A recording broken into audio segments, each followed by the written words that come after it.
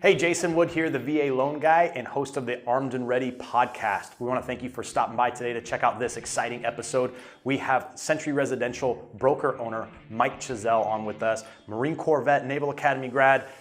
Come take a listen.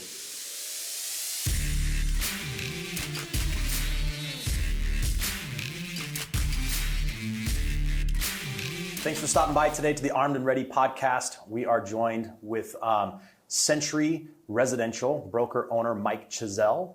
Mike Gesell is a Marine vet and specializes in helping people achieve the dream of home ownership in the San Diego market. So Mike and I have been working together for a number of years. So I'm honored and blessed to have you not only here, but in my life as well. So thanks for carving out some time. I know you're slammed, busy. For sure. But thanks for coming by to spend some time and talk with our audience about all this real estate, military, all this fun stuff that we do. Yep, it's a lot of fun. Pleasure to be here. Thank you for having me, and it'll be a fun topic in these crazy days. Yeah.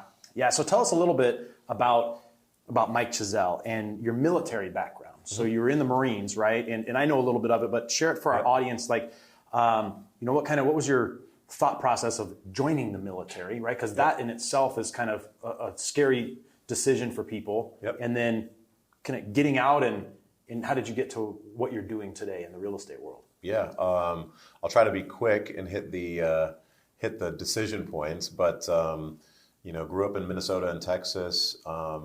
Legacy military in the family. My grandfather was a B-17 navigator.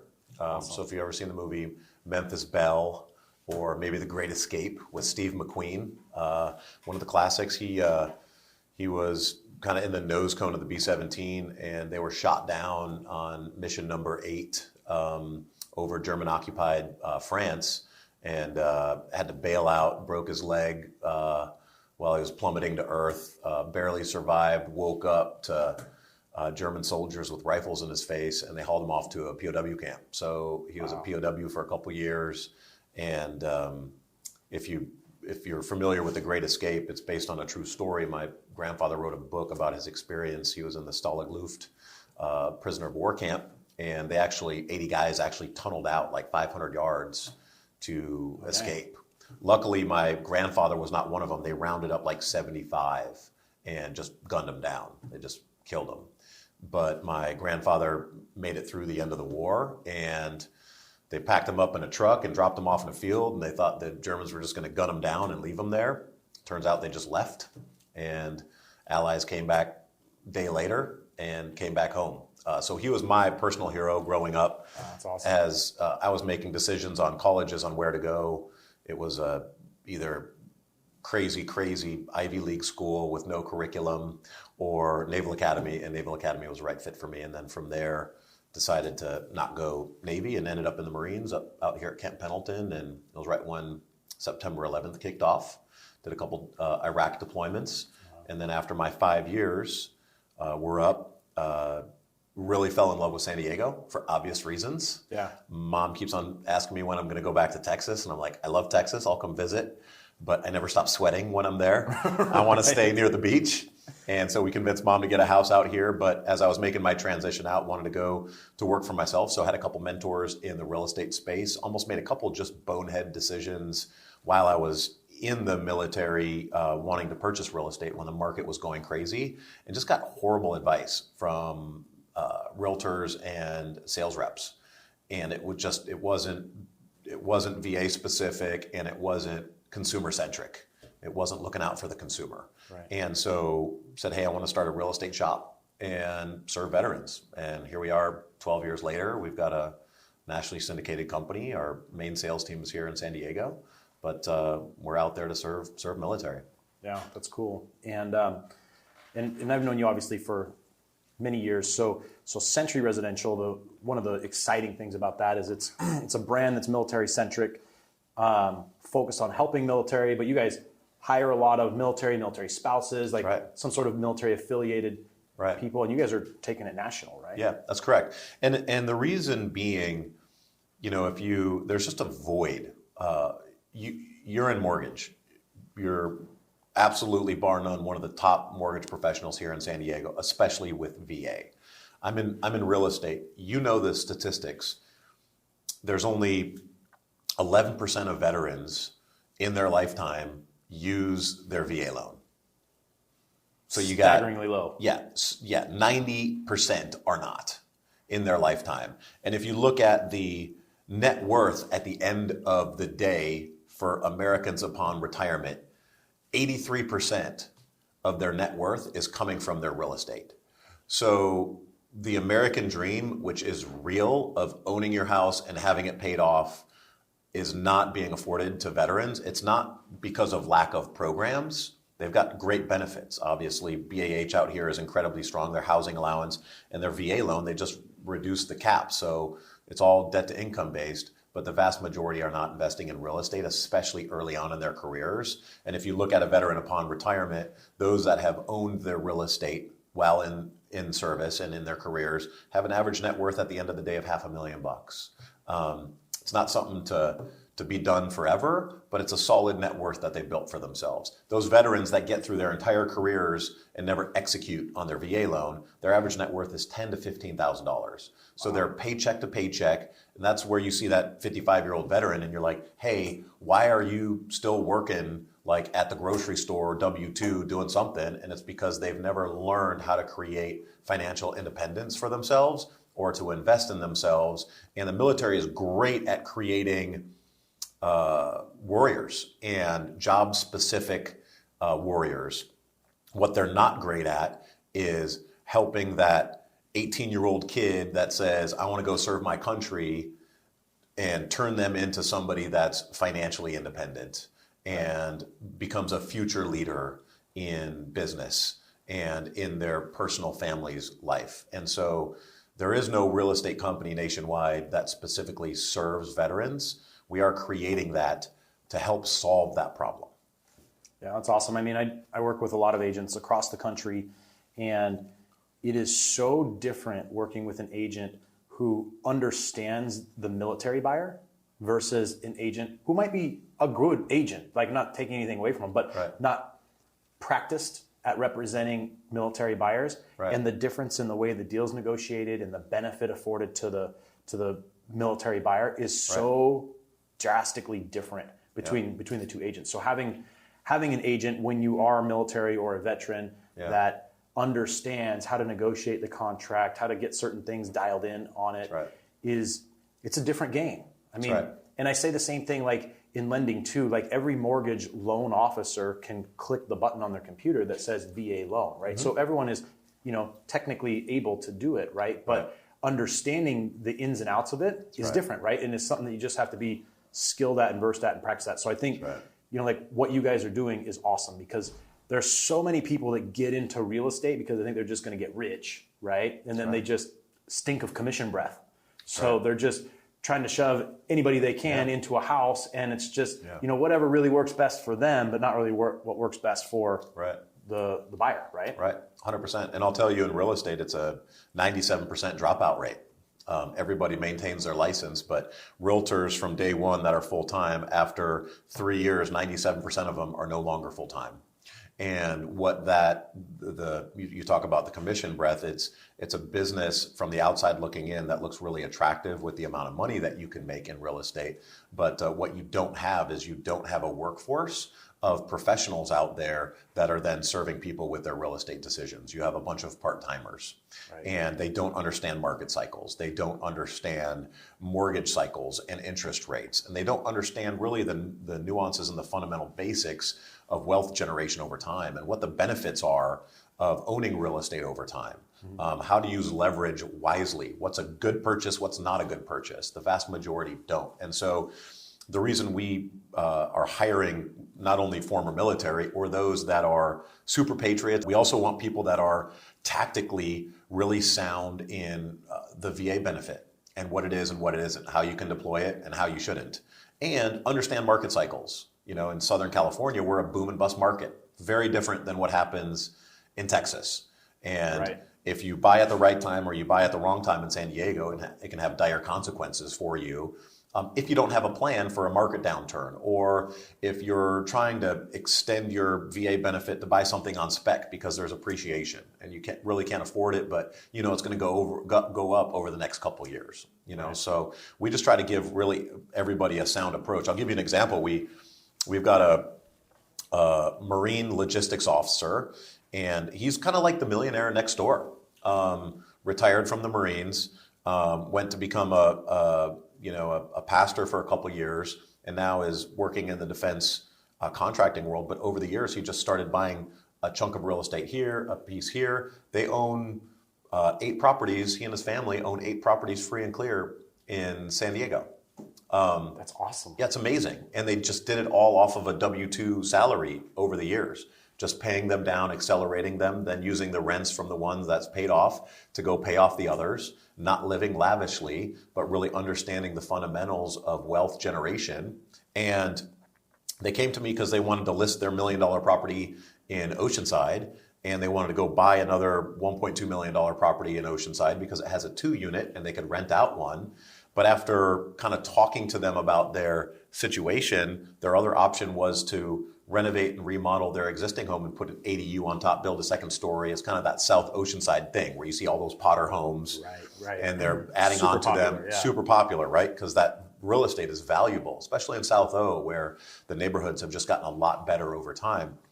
But they came to me and they said, our financial advisor said, you guys are crazy about wanting to renovate and go up and build a second story. It's going to cost you $500,000. And really, after understanding where they are as a family and what's important to them, I talked them out of listing their home and buying another for $1 million. And that's totally counterintuitive. Most agents would have been like, sure, sell and buy. Woohoo, I got 2 deals, $1 million deals. Correct. But the way it's got to be is we're fiduciaries. And that's been lost. You're a fiduciary. That's been lost in our professions. And we've got to say, okay, I've got my consumer hat on. I am now you. And my only value to you is if I'm making decisions based off of me walking in your shoes. And so what I told him is I said, I'm sorry, but I'm never going to sell your Clementine house in South Oceanside. Like, you guys need to go sell one of your properties up in Oceanside that's paid off. Take that $500,000, redeploy it here, and this becomes a 1.7 property or a 1.8. And you could put an ADU plus a junior ADU. You now have 3 units, and you're not downgrading to a 2-unit duplex over in a neighborhood in Oceanside that's jammed up with apartment buildings and cars and just high density stuff. Right. And so they were just on cloud 9, and they're like, this was our dream. Thank you for supporting us in our dream. And I actually connected them. We're going to be touring an F-18 pilot's home, Andy Zetz. I think you talked to him about either refi or purchase. Mm-hmm. And he scraped a 1950s, put a second story, slapped an ADU on the side, and he had to spend $300,000 doing it. But now he's got a house that's probably worth $2.2 million. He's an F-18 pilot, and he uses VA loan to get it. He's got $1 million in equity in his real estate because he fought for doing it the right way, but going the hard road, building wealth. Well, I think a lot of it too is that I see a lot with military folks here is creating like that plan or that strategy, right? Because there's always like the right now house because you need a place to live, right? Right. But there's that contingency plan, like what happens, what if you get PCS orders out of here, right? Or your civilian job, what if you get transferred out somewhere else? Correct. So what is the plan from there? And the neat thing about the VA loan is you can use it more than once. Right. It's hard to buy an expensive home in San Diego and use it a second time somewhere else because you're kind of maxed out your entitlement. Right. But there's opportunities like that all over the place, and you can buy really, really smart properties that will set you up to build that portfolio. You can buy a multi-unit or buy a place with a casita or an ADU on it or something, and just force that equity or that appreciation by doing some remodel stuff or pay down that loan super fast. That's right. And move on to the next one. So there's a lot of thought I think that should go into it. Right. From both the lender and the realtor's aspect to help these guys out because they're being afforded a tool in the VA loan that no one else has access to. Right. It's such an amazing tool. That's right.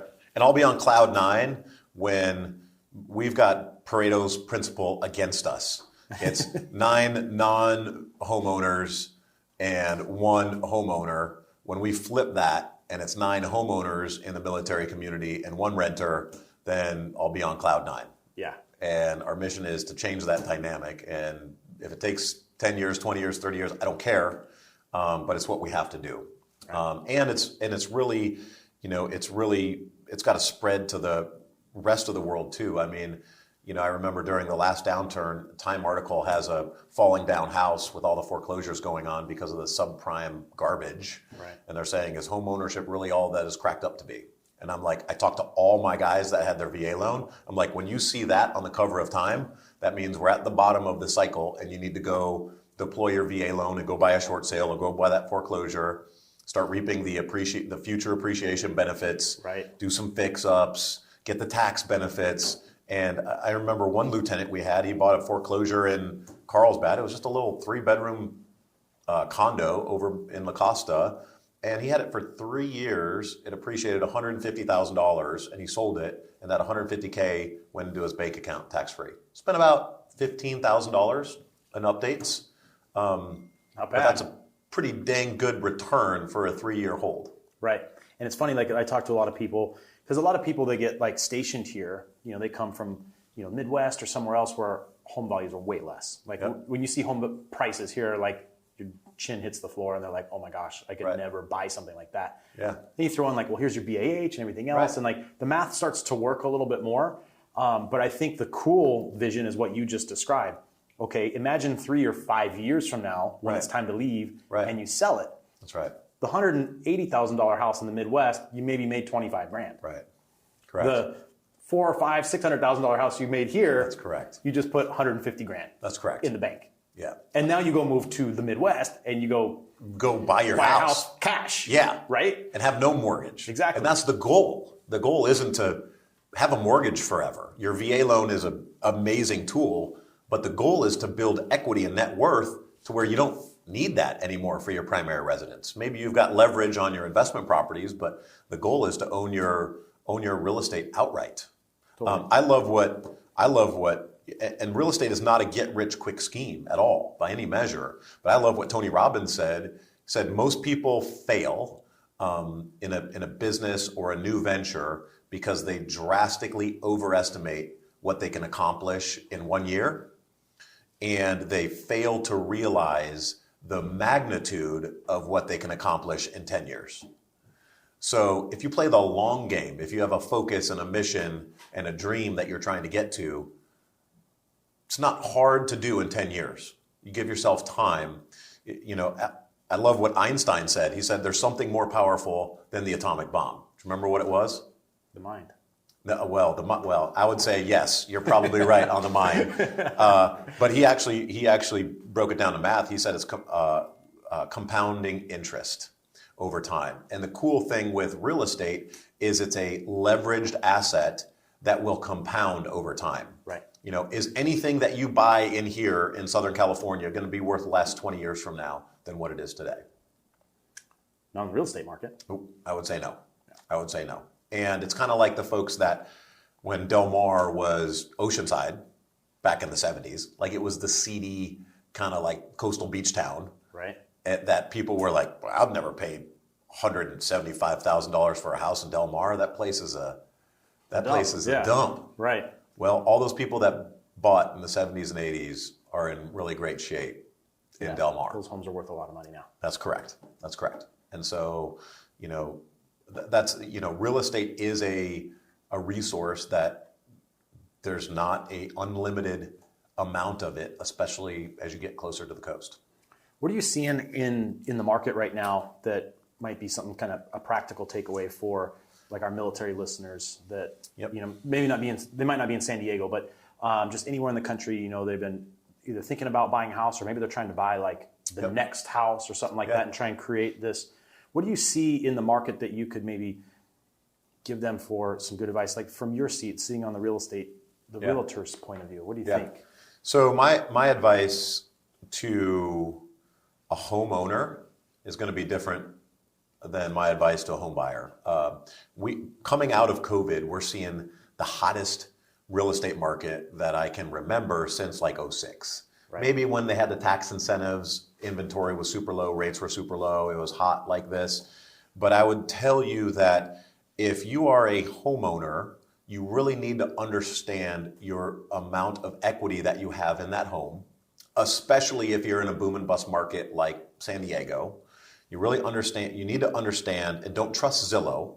Like, get yourself a real estate professional that can dial this in for you, but understand what level of equity that you have in that home.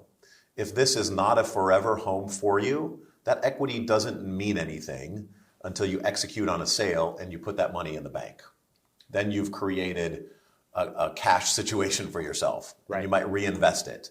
But the equity literally is on paper and it is added to your net worth, but the market is roaring along. And if that's not a forever home, or you don't have the plans to turn it to an investment and cash flow it, you might really want to look at selling it. If you are a buyer, no matter what market you're in, especially if you're a younger guy, maybe BAH has just turned on, maybe you're like an E4, E5, highly recommend go through the steps of connecting with a mortgage professional. Rates are crazy low. There is something that you can afford, and look at getting into real estate. There's the old adage of there's really no timing the market, there's just time in the market.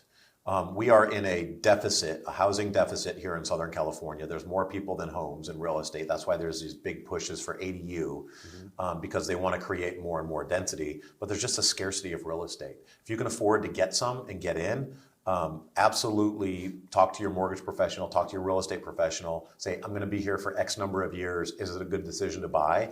And they'll help you in making that decision, whether it's a good time to buy. But I recommend for all military members, especially if they're junior and early on in their career, go buy, because it's not just about the appreciation. It's about the principal pay down. It's about the tax benefit and the tax savings over time. You know, if you look at an average $400,000 house here in San Diego, there's a $25,000 to $30,000 swing when you add up principal pay down, call it 3% appreciation, which is low, plus the tax benefit that you get. And you're a double whammy in the military. You've got a $25,000 to $3,000 a month BAH stipend. If that was taxable income, that'd be like $5,000 in taxable income. Totally. When you deploy that on a piece of real estate, you're then deducting that, call it $2,000 in interest that you're paying a month from your already low taxable base. So you reduce your taxable income by another third. It's just, if you look at a rent versus buy calculator, after 1 year, it's not really going to do much for you. It's going to be a wash. But after 2, after 3, after 5, after 10, the numbers are quite staggering. Especially if you're active duty. Correct. Because all the extra pays, the BAH, the BAS, all those other things, they're tax-free. So yeah, they're not reported on your W-2. That's right. So you're not paying IRS anything on those dollars. That's right. But it goes into your bank account. 100%. So 100%. Yeah, it's a huge advantage. Yeah, huge advantage. And you can actually get paid more when you have an itemized deduction if you want to go adjust your allowances. Got to talk to a CPA to dial it in, but most people don't understand allowances. They have no clue. Just put 0. Yeah, everybody puts 0. You can claim 10 and have the government take nothing. I mean, they're basically taking a 0 interest loan from you. It's like, the funny thing is I have to fix this chair. The funny thing is I'm flying out of my chair. I get excited on this stuff. The funny thing is like the 9 out of 10 military members don't understand their VA benefit. Almost 95 out of 100 don't understand how taxes work. And everybody likes that refund at the end of the year, but that refund just means you overpaid the government in taxes, and they held it from you for an entire year at 0 interest. Right. You could put it in a terrible savings account and made a couple of dollars. Correct. Yeah. Correct. Or deploy it somewhere else. But really understanding allowances, understanding deductions, understanding the tax benefits of home ownership is pivotal. Yeah, there's a lot of benefit there. So how would you tell somebody who's looking to get into real estate and they need to find a real estate agent where there's not a Century residential location or office, all right? Yep. So they're in a town where you guys aren't yet, and they need to find someone who is awesome, right? Is a Yep. great agent like you who understands military, understands the market, Yep. knows how to negotiate well on their behalf and help strategize for them. How would you suggest? that? Yeah, how would you navigate that, or how would you suggest they navigate picking an agent? Cool. Great question. And I get asked this all the time. Like, what should I ask? There's a bunch of agents all over here, and all these guys are top notch, top producers, all this stuff. Like, how do I pick? Right, 100%. So what I would do is look for a referral first. Talk to your financial advisor if they're in town, especially if they're a military member. Talk to your CPA. Talk to, if you've got a relationship with a mortgage loan officer, with an LO, talk to them. You want to have somebody that's in business that is working with these realtors, or talk to your buddies that on maybe who they used for their purchase or their sale, if they had a good experience, and if they're kind of business savvy. So I would look for a referral first. After that, if a referral does not exist, there's resources out there, there's websites out there that kind of collect and compile. You want to find a veteran. You also want to kick the tires on looking at the reviews and testimonials. I would say you want to interview a couple agents. Right. All agents are not created equal. All loan officers are not created equal. Sit down, do coffee, and run some interviews. And I wouldn't say hire them if you like them. I would say hire them if you really, really, really like them and you really believe in them to look out for you in the purchase. The real estate is going to be the number one decision you make with regards to impact of your net worth. It's that 83% of your net worth upon retirement is from your real estate. So if you have a professional on your team helping advise you, and someone that doesn't just understand how to get you into a house, but understands market timing, understands your personal situation and your personal goals with regards to your investments, and can speak as a real estate advisor for you. I mean, that's really what we are. We don't help people just with their transactions. I mean, we're involved with our clients throughout their lives in making real estate decisions. Right. Yeah, and you guys set yourselves apart in that fashion, and that's how like you train and you coach all your agents. And when I get that question, I tell them kind of the same thing: is to find the referral and sit down and talk with them and find out like what their experience is with your particular type of transaction. Right. I mean, if you're someone that's looking to buy a fourplex, well, that might be a different agent than the person who just does single families and condos all the time. Right. And doesn't make anyone bad. But it's just their area where they have an expertise, right? And they understand that market segment a little bit better, how to run cap rates, things of that nature, right? Like totally different conversation than just buying the suburban 3-bedroom, 2-bath house. That's right. That's right. You got to understand, is it a good investment? Also, you got to understand, we talk about this all the time in Southern California. Everybody should own their primary. And if you don't, or you can't afford it, or your income doesn't support it, you need to have a goal and a mission to owning your primary residence in Southern California. It's an absolute no-brainer. It's a must. Beyond that, you also, if you are a mover out of San Diego, you need to know how much time you're going to have here and then what you're going to do with the property afterwards. San Diego is not a good investment market. It's just not. For example, you buy that $500,000 house, and when you turn to rent it out, your mortgage is going to be, you go VA, current interest rates, $3,500. $3,000-ish. $3,000-ish. You go to rent it out, you're probably going to get 27-ish. So it's going to be it's going to be a liability for you. That is not an asset. That's a liability. You have to feed it monthly just to keep the dang thing. And I hear all the time, well, I'm happy feeding it $500 a month because, they're paying it down for me and it's appreciating and all that kind of stuff. But you know what? You get some vacancy, you get some maintenance, and it becomes even more of a liability. Right. So you have to understand what you're going to do with the real estate afterwards. We have a lot of guys that will take their single-family detached homes and they'll turn them into Airbnbs. That's kind of the equalizer from a cash flow standpoint. Right. You can do double or triple your gross cash flow annually if you're running a short-term rental. Yeah, you got to furnish it. You have to have like badass management in place to manage it, because there's a lot of details to hit and do it right to provide that experience. And you got to be in an area like San Diego where there's enough tourism. Correct. To support it. Correct. But when it comes to like just long-term rentals here, this is not a great market. Your price to rents ratios are way out of whack. It's a coastal market. That $500,000 house will rent out for $2,700. You've got $500,000 deployed in debt and equity and the return is $2,700. If you go to Middle America, you go buy 5 houses, call it Memphis, for $100,000 a piece. You're still deploying the same $500,000 in debt and equity, but each one of those is going to rent out for around $1,000. So your gross monthly cash flow is going to be $5,000. It's going to be double what you can get here. The smart real estate owner and investor always owns their primary here. And then when your primary has made enough equity, you deploy that into a short-term vacation rental, if that's your thing, or you deploy that into Middle America in turnkey real estate, and you get a commensurate amount of cash flow. Totally. Yeah, that's exactly what you do. So a little plug for Century. You guys are on the grow, right? Yep. Where do you need some people? Maybe someone is listening right now and that we can get a couple of names for you to help you grow in some target areas. Yeah, I love it. Thank you for that. Website with an updated map of the markets that we're in. We're in 12 states, 32 markets. We're only about 6 months in. Most of our agents are coming to us by way of referral. We've got a great CRM and digital platform for them. We can even drive leads to their business. But you just go to centurycareers.com and you can look at the 32 markets we're in nationally.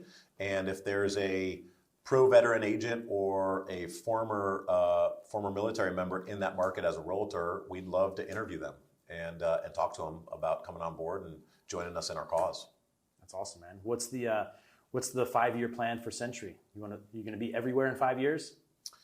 I don't know that we'll be in all 50. We just hired a broker in Hawaii. We're in discussion with brokers in Oregon and Washington. We're in discussion with some brokers in Michigan and Minnesota as well. It's got to be the right people. We're really looking for that 3%. And it's that 3% of full-timers that are true professionals in real estate. It's the ones that you can go to them with a real estate problem and you know you're going to get a good answer with what's best for you, whether you do it or not. But then they need to have a propensity or a connection to the military. So, in 5 years, I'd really like to be at, somewhere between 1,000 and 5,000 agents nationally. And I feel like we've got a pretty solid, robust business that's serving a lot. And we as leaders of the company, we're kind of a upside down pyramid. We as the leaders are serving our regional managers and our state brokers. And if we're serving them well, then they're serving our agents well, and our agents are serving the military well. So it's kind of the Marine Corps adage of officers eat last. That's true. Hopefully it's not a box of crayons. Yeah, that's right. That's right. Lord knows military love their crayons these days. That's right. I don't know where that started, but it's a fun one. It is fun, yeah. Well, Mike, it's been really fun having you on the show, man. Yeah. I appreciate it. It's always good to get some time with you and talk shop a little bit. Yep. So I hope this was helpful for some of our audience. I think we covered some neat stuff, and we're always available to you guys to help you with any real estate questions or needs, and it doesn't have to just be here in San Diego. I mean, like Mike was saying, they're nationwide, so even if you've just got a general question of trying to get into the real estate market or whatever, Mike and the team will definitely help you out. They're great people, and they do an awesome job for our military. So with that, Mike, thanks so much, man. It was great to have you on the show. Yeah, appreciate it. All right, man. Thanks for having us. Bet. Okay.